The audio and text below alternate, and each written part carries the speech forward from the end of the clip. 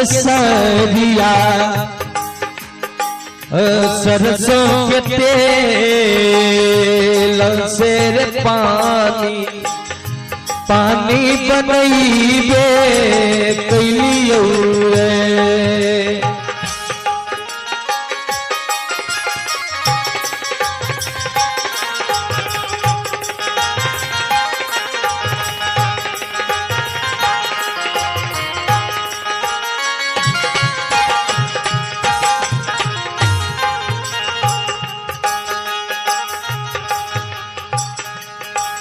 हो गैया महिषिया के दूहा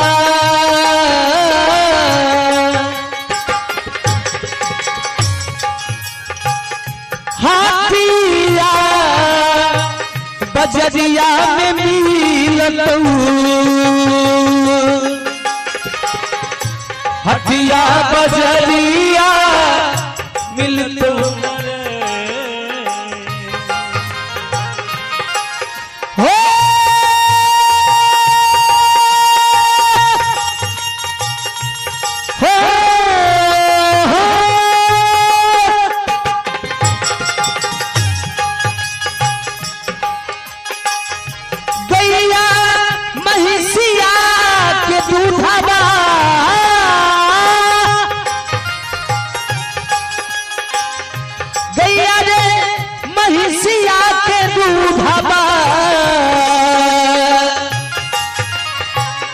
हटिया बजरिया मिलतौ न रे।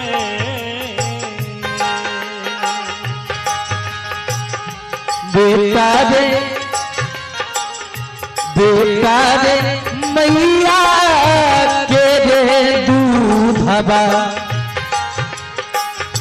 बड़ा अनमोल से सींची सींची जीवना देलिए कलियो रे। बेटा रे मैया तेरे दूधबा बड़ा अनमोल से सींची सींची जीवना देलिए कलियो रे।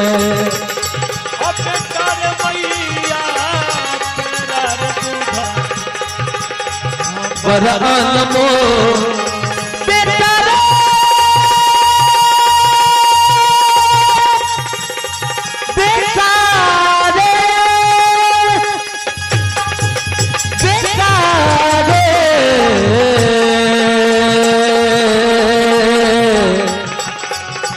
दुलरा रे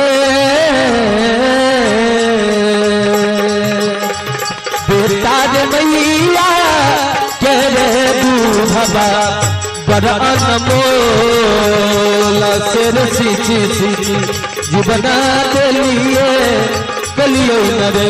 बेटा रे मैया के रे दूधबा बड़ा अनमोल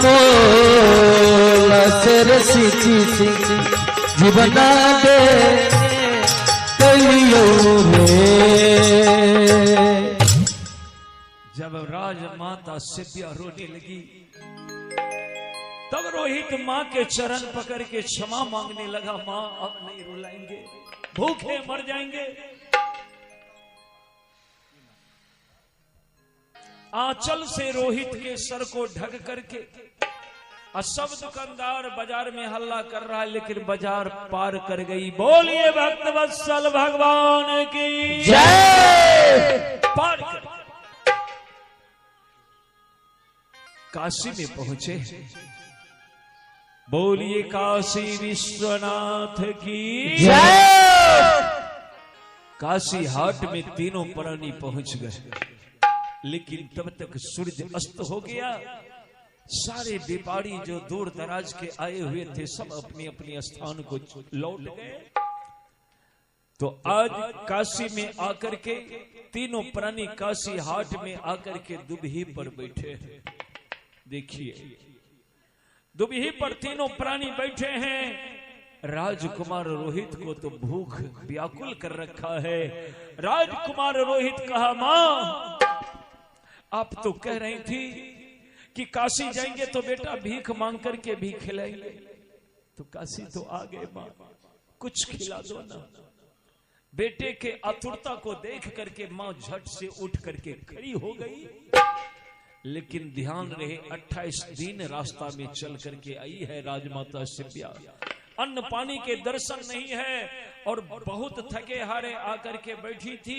अब बेटा के दशा देखकर अचानक जो उठकर खड़ी हो गई राजमाता शिव्या, सर में चक्कर आ गया, चकरा करके गिर गई राजमाता शिव्या, गिर गई।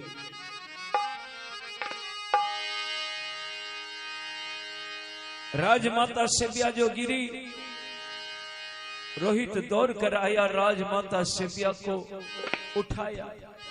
मां, मेरे वजह से आपको ये दशा हुई है मां, हम अब भूख से मर जाएंगे लेकिन आपको कष्ट नहीं देंगे, कभी नहीं कष्ट देंगे। राजकुमार रोहित इतना कहकर मां के साथ बैठ गए। आप हैं पुकार यादव।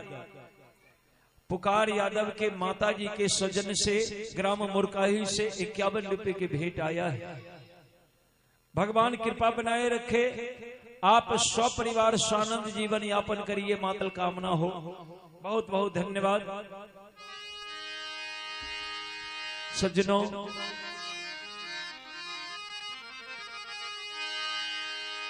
मैं निवेदन कर रहा हूं,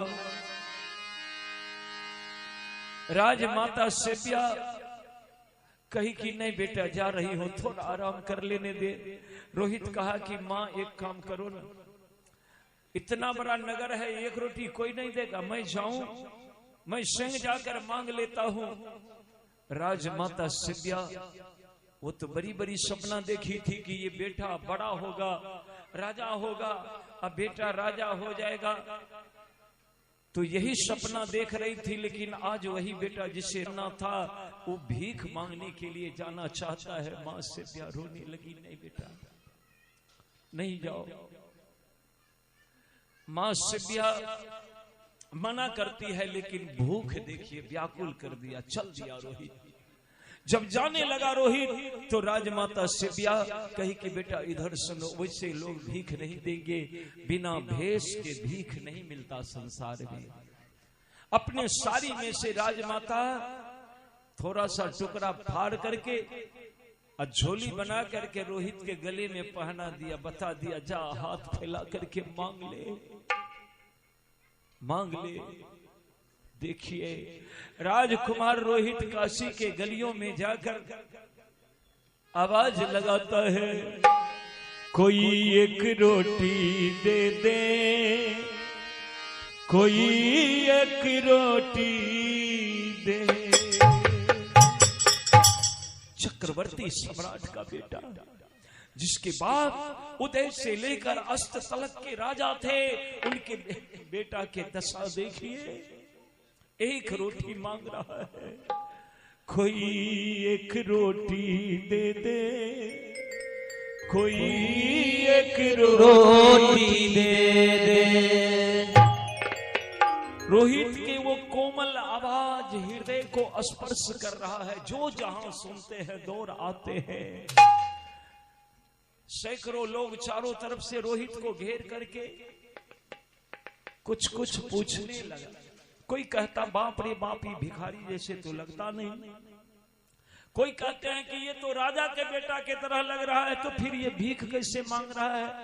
तर्क हो रहा है, लेकिन इतने लोग बैठे हैं, खड़े हैं वहां पर घेर करके, लेकिन किसी को हिम्मत नहीं हो रहा है कि पहले एक रोटी इसको दे दो, मरा जा रहा है भूख से। कोई नहीं कहता। एक वृद्ध माता, जब उनके कान में आवाज पड़ी, रोहित जो कहा, मां कोई एक रोटी दे दो, मैया कोई रोटी दे दो। वो वृद्ध माता दौड़ करके आई और उस भीड़ में प्रवेश किया और रोहित को अपना बेटा की तरह उठा लिया, गोद में ले गई अपने घर। वो कुछ नहीं पूछी। और वो वृद्ध माता अपने घर ले जाकर के रोहित को झटपट अपने हाथ से दूध भात भर पेट खिला दिए।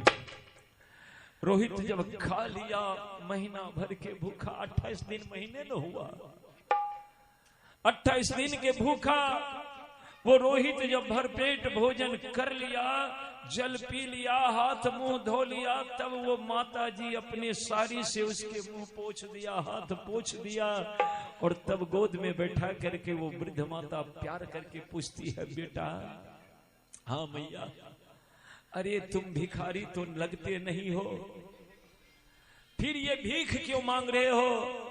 देखने में चंद्रमा की तरह लग रहे हो, प्रकाशित कर रहे हो सबको, और एक रोटी मांगने पर मजबूर हो गए तुम भिखारी नहीं हो, सच बोलो, मैं तुम्हारे गांव पहुंचा दूंगी, भाग आए हो क्या? रोहित हाथ जोड़ लिया, नहीं माते, हम अपने माता पिता के साथ आए हैं। कहाँ है तेरे माँ बाप? कहा कि मैया वो भी काशी हाट में भूखे प्यासे बैठे हैं। हे भगवान, रात हो गई थी, सूरज अस्त हो गया था, अभी माताजी भोजन बनाई नहीं, क्योंकि रोहित को ही खिलाने में लग गई, तो दिन में जो बचा खुचा था वही दूध भात लेकर के रोहित को खिला दिया। अब घर में तो कुछ पड़ा नहीं है, लेकिन रोहित जो बड़े प्रेम से कहा कि हम अपने माँ बाप के साथ आए हैं, वो भी 28 दिन के भूखे हैं, हम भाग के नहीं आए हैं।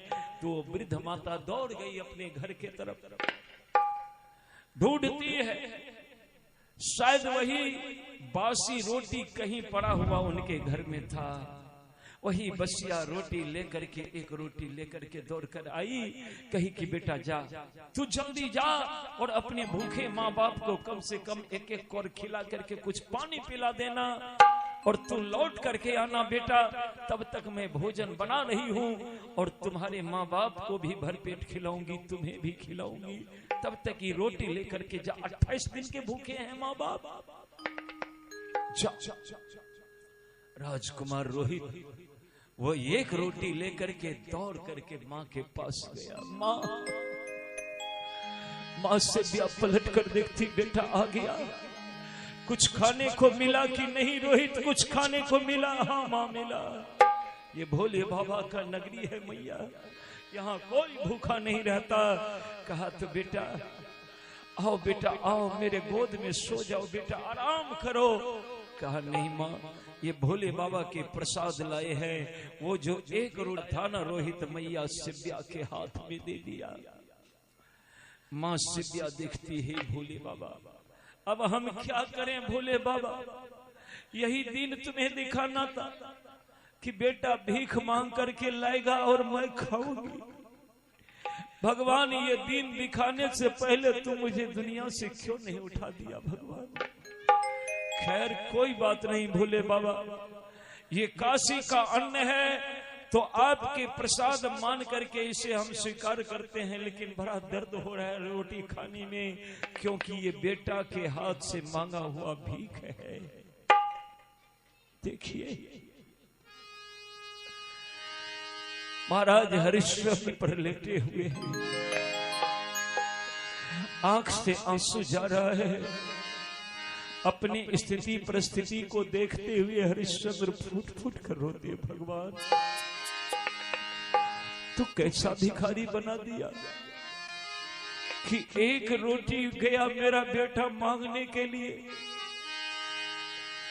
इतना बड़ा भिखारी बना दिया भगवान। तब तक में मां सिव्या कही, स्वामी मना नहीं करिएगा। देखिए रोहित ये भोले बाबा के नगर से प्रसाद मांग कर लाया है, और प्रसाद तो कहीं भी ग्रहण किया जा सकता है स्वामी। हरिश्चंद्र कहे, ठीक है महारानी, ठीक है, अभी आ रहा हूं। बगल में ही सरोवर है, सरोवर में जाकर के हरिश्चंद्र आचमन कर रहे हैं, कुल्ला कर रहे हैं, और मां सिव्या हाथ में रोटी लेकर के उधर ही देख रही है। और इतने में एक कुत्ता उधर से आ गया। देखिए कुत्ता दौड़ता हुआ आया। मां सिव्या तो महाराज हरिश्चंद्र को देख रहे थे कि वो आएंगे तो पहले उनको प्रसाद पवा दूंगी और जो बचेगा तो पाल लूंगी।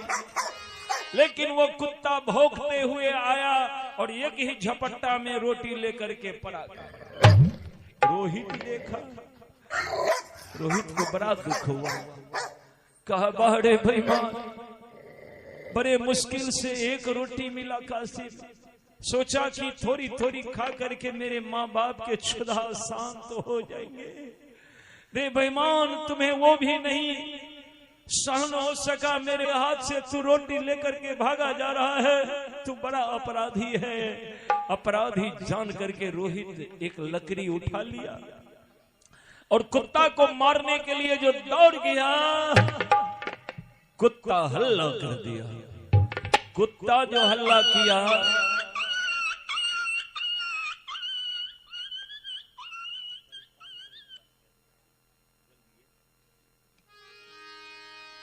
बाबू, कुत्ता को जो मारने के लिए रोहित दौड़ा, हरिश्चंद्र के कान में आवाज पड़ा। हरिश्चंद्र देखते हैं कि रोहित के हाथ में लाठी है। हरिश्चंद्र हल्ला किया, रोहित क्या बात है बेटा? कहा पिताजी, ये बेईमान मेरे माँ के हाथ से रोटी लेकर भागा जा रहा है। हरिश्चंद्र के बारे भगवान तो कितना जांच ले रहा है। हेलो, कितना जांच ले रहा है भगवान। फिर भी हरिश्चंद्र हिम्मत से काम लिया। बेटा रोहित, छोड़ो, जाने दो उसे। कहा कि पिताजी जाने दो, आप 28 दिन के भूखे थे। अपने 28 दिन के भूखे माँ बाप के लिए मैं एक रोटी मांग कर लाया, वो रोटी लेकर ये भागा जा रहा है और फिर भी आप कहते हैं जाने दो। कहा बेटा जाने दो, हम इंसान हैं, सुख और दुख के बारे में सोच सकते हैं, समझ सकते हैं, लेकिन उनको क्या लेना देना। भूख लगा तो किसी के हाथ से छीन कर खा सकता है। जाने दो। राजकुमार रोहित उधर से लौट आया। लगा रोहित रो रो करके राजकुमार रोहित कहते हैं, किसी के काम जो आए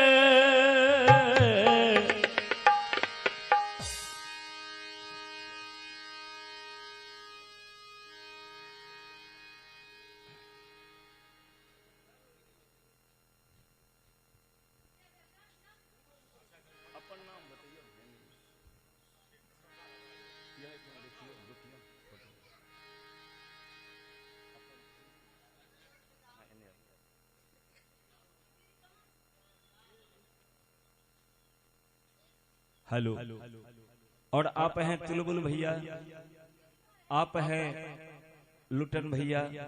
अपने स्वर्गीय पिताजी के आत्मा के शांति और सदगति हेतु आप ही के सौजन्य से ये भगवत भजन का कार्यक्रम आपके स्वर्गीय पिताजी के नाम है और बड़ा ही सुंदर ये सम्मान द्रव्य रहित हार हमें प्राप्त हो रहा है।